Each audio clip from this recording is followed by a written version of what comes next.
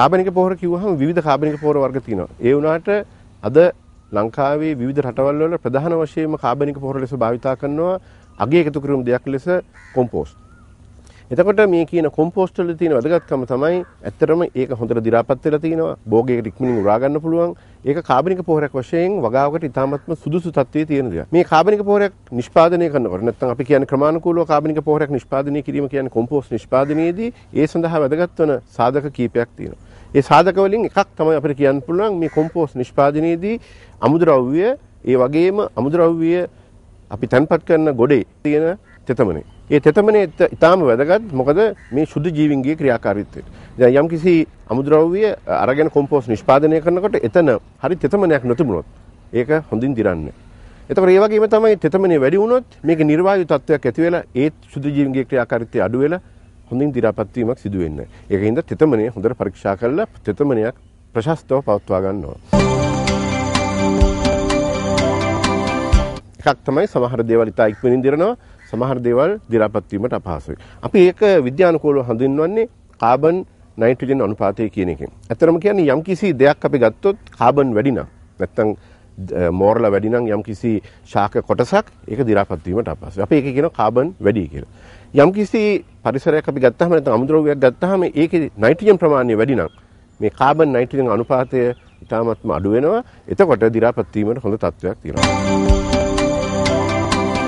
අපේ රටේ මේක ඊතරම් ලොකු ගැටලුවක් නෙමෙයි.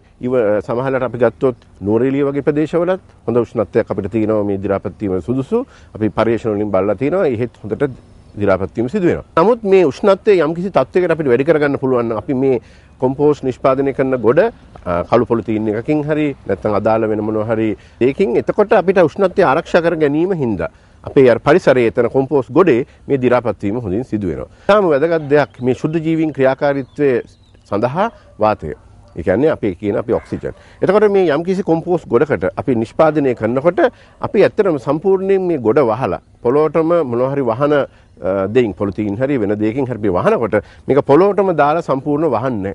අපි ඇත්තටම පොළොවත් අර පොලිතීන් එකත් අතරේ අඩියක විතර ඉඩ ප්‍රමාණයක් තියෙනවා. ගොඩේ ප්‍රමාණය අනුව මේක පොඩ්ඩක් වෙනස් කරගන්න පුළුවන්. අපි අන්නේ වගේ වාතාශ්‍රය ඇතුල් වීමට සුදුසු පරිසරයක් ඇති කරනවා. ඊට අමතරව අපි ගන්න අමුද්‍රව්‍ය වල ප්‍රමාණය දැන් අපි ගත්තොත් කෙසෙල් කඳක් සම්පූර්ණයෙන් දැම්මොත් මේක සමහරවිට හරියට දිරන්නේ. අපිට පුළුවන් අන්න ඒ වගේ අවස්ථාවකදී විතරක් මම හිතන්නේ මේ කෙහෙල් කඳක් සාමාන්‍ය අඩියක අඟල් 9ක වගේ කෑලි වලට කපලා දාන්න. අනවශ්‍ය විදිහට කැබලි කිරීමට යෑමත් මේක ගැටලුවක්. ඒකට ශ්‍රමීය වැය වෙනවා, මුදල් වැය වෙනවා. ඒකින්ද කරන්න ඕනේ. නමුත් අර කෙහෙල් කඳක් වගේ දෙයක් යම්කිසි අවස්ථාවකදී අපි යොදනවා නම් අපිට පුළුවන් අන්න ඒ වගේ අවස්ථාවකදී මේකේ තියෙන මේ දිරීමේ තත්ත්වය ඉක්මන් කරගන්න කෙහෙල් කඳ කොටස් වලට කපලා වගේ දාන්න. ප්‍රධාන ක්‍රම 4ක් ගැන සාකච්ඡා කරනවා. ඒන් ප්‍රධාන එකක් තමයි කොම්පෝස්ට් නිෂ්පාදනයේ ගොඩ ක්‍රමය, වල ක්‍රමය, කෝටු රාමු ක්‍රමය, බැරල් ක්‍රමය. මේක මහ පරිමාණයේ කොම්පෝස්ට් නිෂ්පාදනයේට ඉතාම සුදුසු ක්‍රමයක්. හේතුව ඒ වගේම කුඩා පරිමාණයට වුණත් මේක සුදුසුයි. මේකෙදී පෙරලීම පහසු වෙනවා. ඒ වගේම උෂ්ණත්වය ආරක්ෂා කර ගැනීම පහසු වෙනවා. ඒ වගේ තෙතමනේ ආරක්ෂා කර ගැනීම පහසු වෙනවා. ඒ වගේම තමයි අපිට මේ ගොඩ පෙරලීමේදී තියෙන පහසුව. ඒක නිසා අපි කොම්පෝස්ට් නිෂ්පාදනයේට මම හිතන්නේ සාර්ථකම සුදුසු හා ලාභදායී ක්‍රමය කියලා තමයි අපි හඳුන්වන්නේ මේ ගොඩ ක්‍රමය.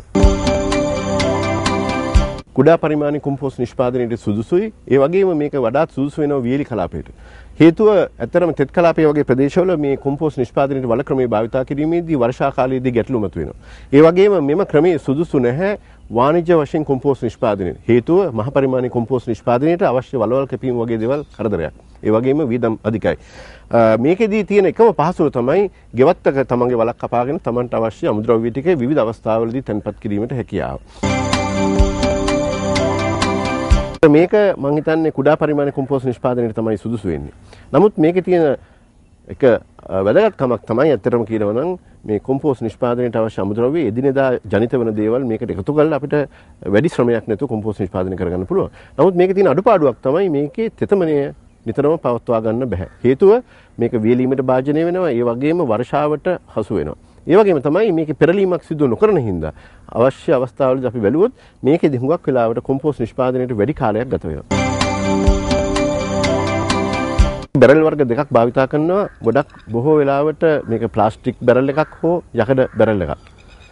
මේ බැරල් ක්‍රමයේ තියෙන එක වාසියක් තමයි මේක යම්කිසි ප්‍රදේශයක ඉතා කුඩා පරිමාණයේ භූමියකට නැත්නම් ගෙවත්තකට නගරබද ප්‍රදේශවලට තමයි මේක සුදුසු වෙන්නේ. ප්ලාස්ටික් බැරල් භාවිතා කරනකොට යම්කිසි ගැටලු ප්‍රමාණයක් අපිට ඒකේ දකින්න හම්බ වෙනවා. ඒකෙදි එක ප්‍රධාන ගැටලුවක් තමයි ඒකේ ඇති කරලා තියෙන සිදුරු ඉතාම කුඩායි.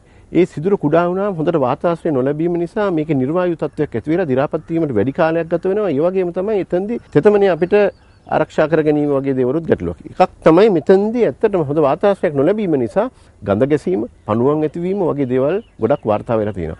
ඒ කියන්නේ යම්කිසි කෙනෙක් මේ ප්ලාස්ටික් බැරල් භාවිතා කරනවා නම් මේක යම්කිසි දුරකට වැඩි දියුණු කරලා මේ සිදුරු පොඩ්ඩක් ලොකු කරලා භාවිතා කරනවා නම් ඒකේ අර තියෙන ගැටලු මග හැරගන්න පුළුවන්.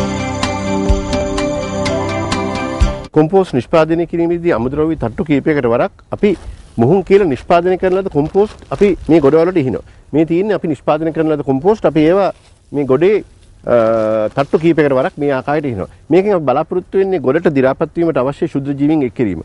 මේ සඳහා මම හිතන්නේ කුඩා පරිමාණයේ නිෂ්පාදකයෝට මේ මුහුන් වගේ නිෂ්පාදනය කරපු කොම්පෝස්ට් හොයාගන්න අපහසු නම් තමන්ට පුළුවන් තමන්ගේ වත්තේ තියෙන ගෙවත්තේ ඇත්තටම තියෙන කුණු ගොඩේ කළු පස් ටිකක් අරගෙන මේ සඳහා භාවිතා කරන්න. මේකෙදී ඇත්තටම අපි බලාපොරොත්තු වෙන ශුද්ධ ජීවීන් එක් කිරීම තුළින් මේ අමුද්‍රව්‍ය ගොඩ දි รา පත් කිරීම ඉක්මන් කරන්න. එතකොට මේ සඳහා අපි මාකන්දුරු කෘෂිකර්ම පරීක්ෂණ ආයතනයේ මේ ආකාරයට මුහුන් බෑග් නිෂ්පාදනය කරලා තිනවා. අපි මේ වර්ෂයේ බලාපොරොත්තු වෙනවා ඇත්තටම කිලෝ 5 බෑග් 60000ක් විතර අපි ගොවීන් අතර නොමිලේ බෙදා හරින්න. ඊට අමතරව අපි මේ කොම්පෝස්ට් නිෂ්පාදනයේදී භාවිතා කරන වැදගත් දෙයක් තමයි ඇත්තටම රොක් ෆොස්ෆේට්. මේ ලංකාවේ නිෂ්පාදනය කරන කොම්පෝස්ට් අපි ගොඩක් බැලුවාම ඇත්තටම නිශ්ශේෂණය කළා ප්‍රතිඵල බැලුවට පස්සේ අපිට පෙන්නලා තියෙනවා මේ තියෙන ෆොස්ෆරස් ප්‍රමාණය ඉතාම අඩුයි.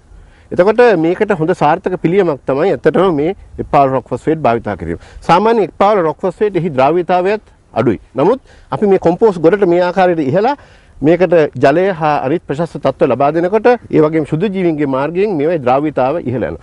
අපි විශ්ලේෂණය කරලා බලලා තිනවා මේ රොක් ෆොස්ෆේට් භාවිතා කරලා නිෂ්පාදනය කරපු කොම්පෝස්ට් වල ඉතාම සාර්ථක ආකාරයේ ෆොස්ෆරස් අන්තර්ගත වෙනවා. ඒක ඉතාම වැදගත්.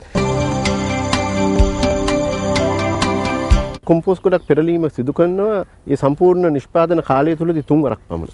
ඒකෙදි පළවෙනි පෙරලීම අපි කරන්නේ ඇත්තටම මේ කොම්පෝස්ට් ගොඩක් නිෂ්පාදනය කළා මාසයකට පස්සේ. ඒ නිෂ්පාදනය කරලා මාසයකට පස්සේ පෙරලන අවස්ථාවෙත් ඒකට හරියාකාරව අපි ජලය යෙදීම, ඒ වගේ මුහුන් යෙදීම කරනවා. ඒ මුහුන් යෙදීමෙන් කරන්නේ නැවත මේ දි รา පත් නොවුන ඒවා හොඳට දි รา පත් කරගන්න. ඊට පස්සේ නැවත මේක අපි මේ ගොඩ වහලා තියලා ඇත්තටම නැවත දෙවෙනි පෙරලීම සිදු කරන්නේ අර පළවෙනි නිෂ්පාදනය කරපු දිනේ ඉඳලා මාස 2කින් නැත්නම් පළවෙනි පෙරලීමේ ඉඳලා මාසෙකින්. ඒ විදිහට නැවත ඒකට අපි ජලය එකතු කිරීම, මුහුන් එකතු කිරීම වගේ කරලා මේක හොඳට කලවම් කරනවා. ඒ වගේම තුන්වෙනි පෙරලීම අපි කරන්නේ නැවත දෙවෙනි පෙරලීම කරලා තවත් මාසෙකින්. ඒ කියන්නේ අපි කොම්පෝස්ට් නිෂ්පාදනයේ පටන් ගත්ත දවසේ ඉඳලා මාස 3කින්. ප්‍රතික්‍රියා තත්ත්වය පවත්වා ගැනීම ඉතාම වැදගත්. ප්‍රතික්‍රියා තත්ත්වය කියලා මෙතනදී අපි අදහස් කරන්නේ ඇත්තටම මේකේ තියෙන ආම්ලික භාෂ්මික ගතිය. අපි යම්කිසි විදිහකින් මේකට අලු එකතු කිරීම, ඩොලොමයිට් එකතු කිරීම, ඒ වගේම අලුහුණු එකතු කිරීම වගේ දේවල් කරොත් මේ නිෂ්පාදනය කරනකොට මේකේ ශුද්ධ ජීවීන්ගේ ගහනයේ ක්‍රියාවලිය අඩු වෙනවා.